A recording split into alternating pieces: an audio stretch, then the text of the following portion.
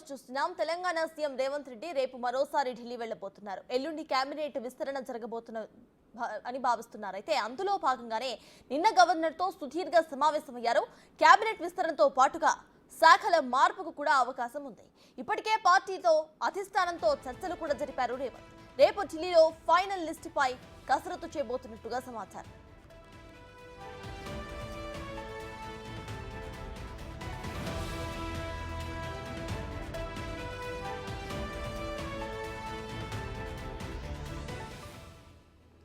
Telangana CM Revanth Reddy రేపు మరోసారి ఢిల్లీకి వెళ్లబోతున్నారు.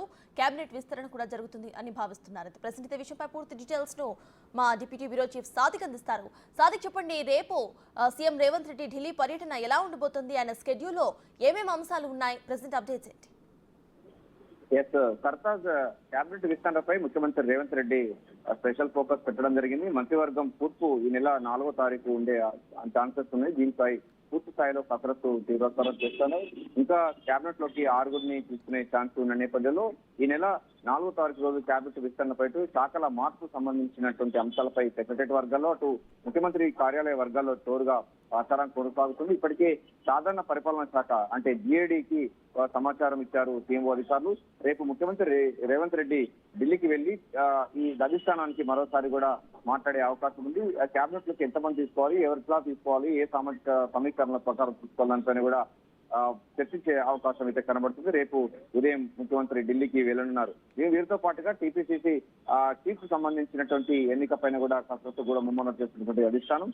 ఈ మేరకు మహేష్ కుమార్ గౌడ్ కూడా ఢిల్లీకి వెళ్లే అవకాశం ఉన్నట్టుగా తెలుస్తుంది. బోధ మనకు మంత్రివర్గంలో మనకు 6గురిలో 4గురికి కానీ లేకపోతే 5గురికి చోటు కల్పించే లక్ష్యంగా ఈ మంత్రివర్గం యొక్క విస్తరణ ఉండే అవకాశం ఉన్నట్టుగా మనకు సచివాలయ వర్గాలు చెప్తున్నాయి. నిజామాబాద్ నుండి బోధన్ ఎమ్మెల్యేగా సుదర్శన్ రెడ్డి, నల్గొండ నుండి రాజగోపాల్ రెడ్డి, బాలునాయకుల బెర్త్ కన్ఫామ్ అన్నటువంటి విషయంపైన కూడా చర్చలు కొనసాగుతుంది. మరోవైపు ఆదిలాబాద్ జిల్లా నుండి ప్రేమ్ సాగర్ రావు, రంగారెడ్డి జిల్లా నుంచి మాల్రెడ్డి రంగారెడ్డి, మహబూబ్నగర్ నుంచి వాకిటి సిఐడి తో పాటు మెదక్ నుంచి నీలం మధు పేర్లను కూడా కేబినెట్ తీసుకునే అవకాశాలు పైన కూడా చర్చలు జరుగుతున్నాయి. ప్రస్తుతానికైతే 5గురికి మంత్రివర్గంలో తీసుకుని ఒకటి పెండింగ్ లో పెట్టే యోచనలో కూడా ముఖ్యమంత్రి ఉన్నట్టుగా తెలుస్తుంది. ఈ నెల 23 తారీఖు నుంచి బడ్జెట్ సమావేశాలు ఉండబోతున్నాయి. ఈ నెల 22వ తారీఖు రోజు కేంద్ర బడ్జెట్ ప్రవేశపెట్టిన తెల్లారి నుంచి కూడా రాష్ట్ర బడ్జెట్ సమావేశాలు ప్రారంభమవుతున్న నేపథ్యంలో పలు అంశాలపై సుదీర్ఘంగా నిన్న గవర్నర్ తో చర్చించిన తర్వాత ముఖ్యమంత్రి రేవంత్ రెడ్డి కేబినెట్ సంబంధించిన విస్తరణ పైన ఫోకస్ పెట్టడం జరిగింది. సో ఈ నేపథ్యంలో ఫైనలైజ్ గా అంటే గవర్నర్ కోటలు 2 ఎమ్మెల్సీ స్థానాలకు సంబంధించినటువంటి అంశాలు కూడా ఇంకా గవర్నర్ దగ్గర పెండింగ్ లో ఉన్నాయి. ఆ అంశాలపై కూడా చర్చించారు.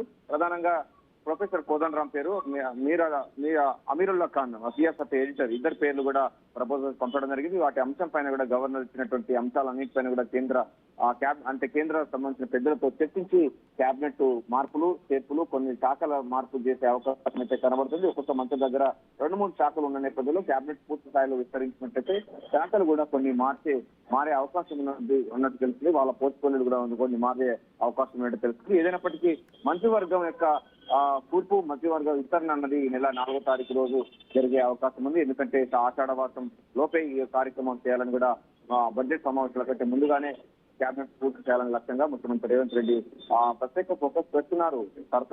Right, thank you Sadiq.